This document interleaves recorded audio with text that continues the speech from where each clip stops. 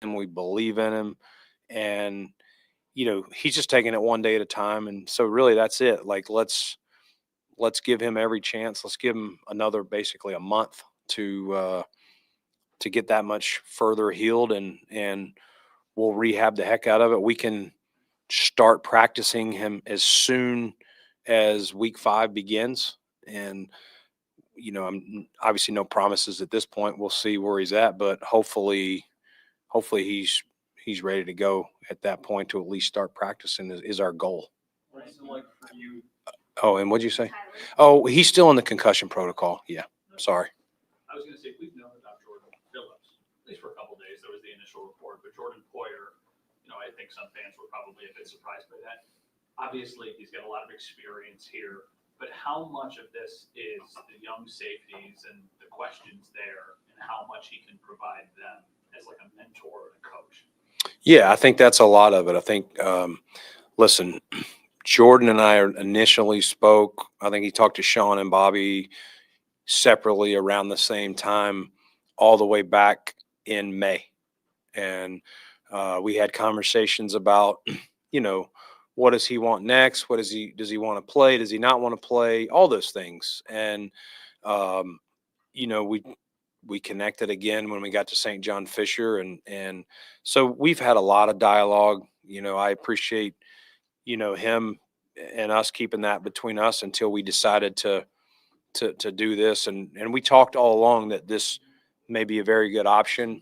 He's obviously got to make sure he's in shape to play, and be ready if it happens. But yes, he's excited about also the question you asked, Matt, about pouring into the other guys, and not necessarily just the DBs, just what this defense is about, with the things that we talk about, toughness and edge and just personality and all the things. And how do you watch film? There's just so many things that you can pick up from a Jordan Poyer or a Jordan Phillips. Understanding that Jordan's role is to mentor more, does that signal any concern with the safety group that you have right now? Nope. You just wouldn't.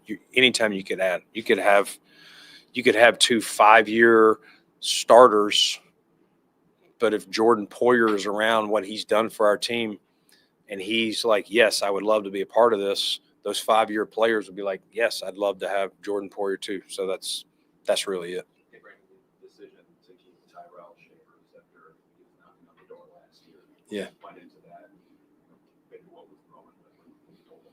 Yeah, I mean, Shaves is he's worked so hard, and you pull for all these guys. As I started this this presser, was just you really appreciate, and you also at the same time feel bad for the guys that just came up on the other side of the line, just short for whatever reason, numbers, fit, or couldn't squeeze, but 53 is the rule.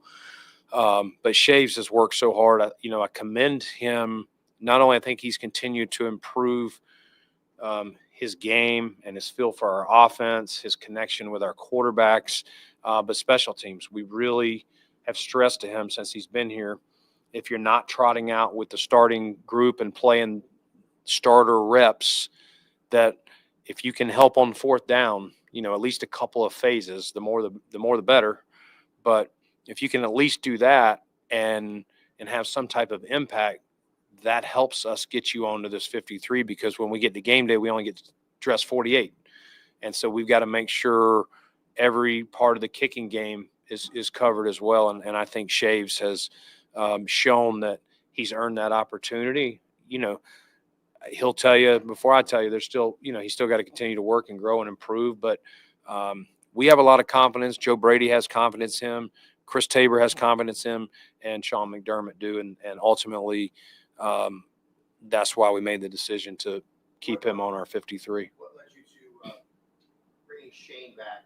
And obviously Mike is the odd man out, I guess, out of the four quarterbacks. Yeah, I mean, listen, those are tough, hard to hold 4 quarterbacks, whether you do 2 on the practice squad and 2 on the active, or 3 and 1, just from a number. So you got to make decisions, and not easy. Like, I thought all those guys, had good moments, But just like I was saying there with where Shaves has been on this side of the line before, this year he's on the other side of the line. And tough decisions.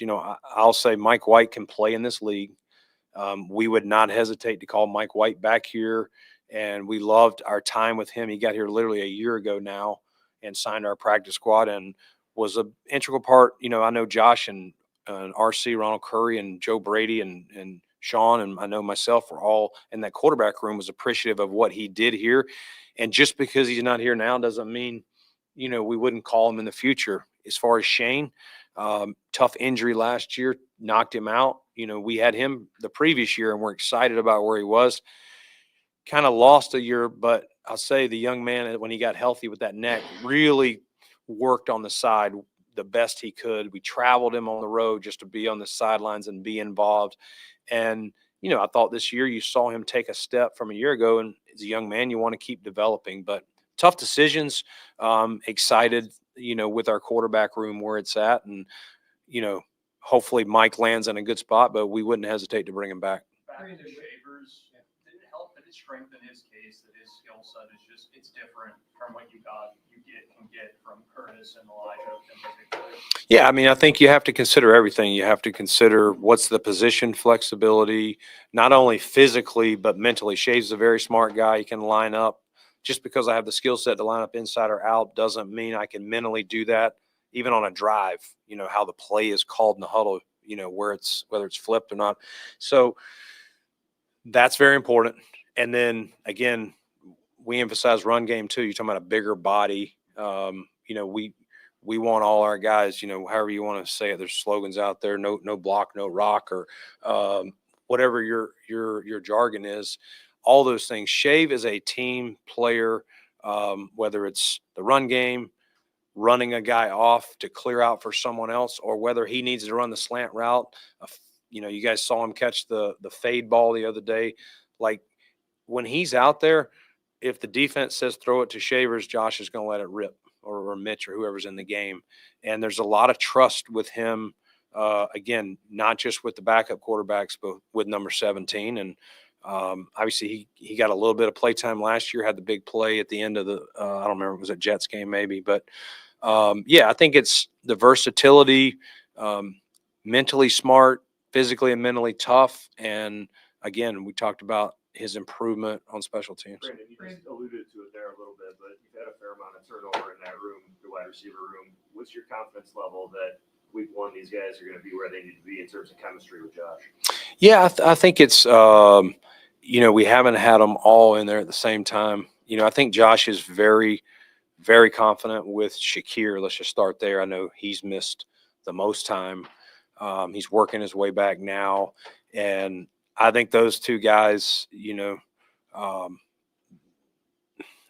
not long after he got here, there's just a natural feel. Shakir, Khalil does a great job of, some guys have it, some guys don't, of just giving the quarterback the feel, the read, where he knows, like Cole Beasley had that, where, there's not a lot of guys that have it at that high of a level. I would say Khalil, that's one of his strengths, is Josh can read him in his route, and some of those options, what he's thinking. And I think they will be right back on the same page together. I think Keon has been out there and played a lot, and they've really continued to ascend. I thought Palmer and Elijah Moore, both in the, you all that were at the Chicago scrimmage against that team, I thought those guys really stood out as making plays there. And Curtis, unfortunately, was, we were planning to play him in the last game. He got sick. And so, but at least he was here last year. If he wasn't here last year, I'd say that's probably the biggest question mark. But Josh has feel for him. They'll have to get that timing back a little bit. And Shaves has been here for a couple of years. So, and Josh has thrown to him. So I feel, we have to go out and do it and prove it, Jay. So I'm not going to sit here and say, there's not going to be any bumps along the way, but, we feel good with where it's at. Hey, Brandon, on your defensive line, interior defensive line, your depth is rookies and a young guy like Dwayne Carter. You must have, or it feels like you have confidence that those guys can step in in this early part of the season and help you? Yeah, we do. We do. We knew coming into this year we had kind of an infusion of youth in various spots. Most specifically, Mike in the D line, and drafting, especially interior, as you were talking about. We drafted Dwayne a year ago, so he's a second-year player, and then draft TJ and Dion this year. Ed and Daquan have, they're the starters as it stands now, but we rotate those guys so much. So yes, we need them to get ready, and that's why we emphasize, hey, you got to get ready now. Like, you're going to play in meaningful games coming up, and the preseason's over. We need them to continue to ascend. As I was saying to Jay, there's going to be some bumps along the way, that, but hopefully, not only their individual play, but it helps our team play as we progress into the season week after week. Brandon, how much of you talked about how much you appreciate the practice squad rules changing. Yeah. How much of keeping the two or bringing the two Jordans back is when you look at the 68 or 69 guy in the roster, you're better off with players who have experience, especially experience here, as opposed to a younger guy, and no offense to them, who might be more of a lottery pick. Yeah, I mean that's the exact rub there, Thad. Like, do I want to move on from this guy and not take a chance that his lottery ticket may develop in 1 to 2 seasons, versus taking a guy like that can help grow some other guys that you already believe in at a certain level, and maybe they can help from their perspective grow them a little faster and their impact in the game now. But it is the exact question, Thad. Like, we don't want to stunt someone's growth. We don't want to pass on someone. It's like in baseball, you got some prospect that's throwing 95 and is going to be and some team trades a 38-year-old just for 3 months and for the next 15 years. You wouldn't want to do something like that. But I think those are the decisions that we are weighing, exactly what you said. And we just feel that the two Jordans in this particular case, Micah last year, I think we brought him in after Thanksgiving, very same thing, just being here, how we practice, how we prepare for practice, the things we do on and off the field with our body, how we watch film, how, sitting in there with, if you're using Poyer, you're sitting in there with T-Rap and Cole and DeMar and that group, Cam Lewis, watching, an opponent and seeing what he sees. Maybe it's exactly what the coach sees. Maybe it's a little different. There's always going to be a little different feel for guys who have actually had to do it in between the white lines. Was that a Doyle Alexander Johnson reference? That exactly was. My question's almost the same as that, but what is the calculus of when you sign a guy back in February, March, or when you're allowed, and knowing that he's probably on the practice squad, you're going to have him come in and compete. Yeah. But he's a veteran guy who is going to be in your system for the purpose of, in 5 months, practice squad. How has the rules changed the way you implement that part? Yeah, I think it goes into, you're definitely thinking about that because you haven't even had the draft yet. And so when you sign a guy sometimes in March, a lot of people would say, hey, you should have the draft first and then free agency. And there's some validity to that. But the rules are the way they are. And so you're signing guys to help give you depth. And depending on how the draft falls, if you land a player at that position, or maybe two, now you're going, he's probably on the outside looking in. But with these rules, maybe he can help mentor these guys.